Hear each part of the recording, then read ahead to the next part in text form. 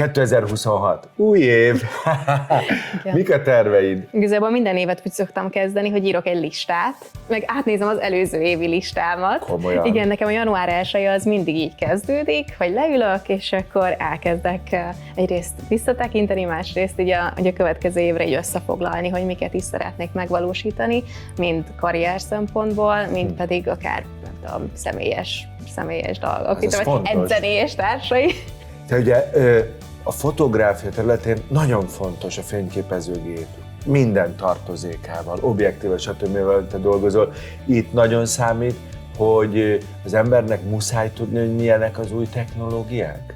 Persze, azért nyilván leginkább azért, mert hogy ez egy olyan eszköz a kezünkbe, ami csak így megkönnyíti az életünket. Én azért azt gondolom, hogy alapvetően a gép nyilván az egy médium, és hogy az üzenet a legfontosabb, de hogyha ez a gép ez segít, akkor az iszonyatosan fontos.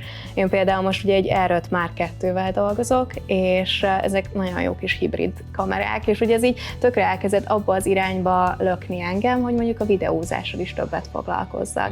És például a jövő évre ez egy ilyen nagy dolog a listámon, hogy akkor videóklippek, már idén is csináltam 2 videóklippet, de a jövőre még többet, és még jobban így a videó irányába is kicsit elmerülni, meg elindulni.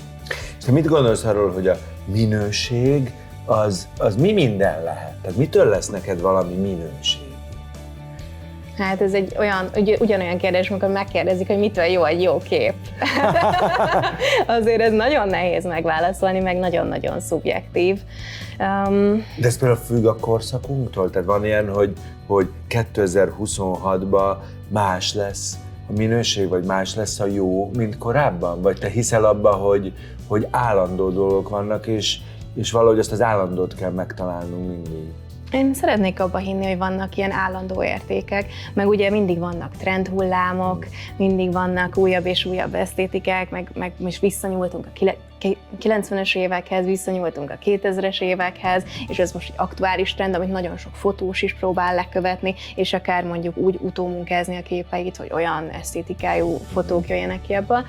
Én így megpróbálok nem felülni ilyen trendhullámokra, ami nyilván nehéz, mert hogy folyamatosan ez emlék ránk a közösségi médián, a mindenhonnan, egy csomószor ezek a megrendelői elvárások is. Én meg így szeretnék abba hinni, hogy az egyéni látásmód az, ami így ezeken a trendhullámok fölé emelkedhet, és ez egy ilyen egyetemes dolog, ami így, nem tudom, tulajdonképpen kitart, és emiatt fognak engem megkeresni például, hogyha valaki velem akar dolgozni, akkor tudja, hogy mit fog kapni.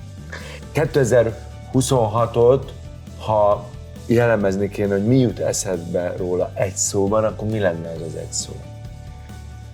Az önmegvalósítás. Nagyon sokat szeretnék kísérletezni, új dolgokkal foglalkozni, videózni, kollázsolni, és a többi saját projekteken dolgozni. Szóval talán ez.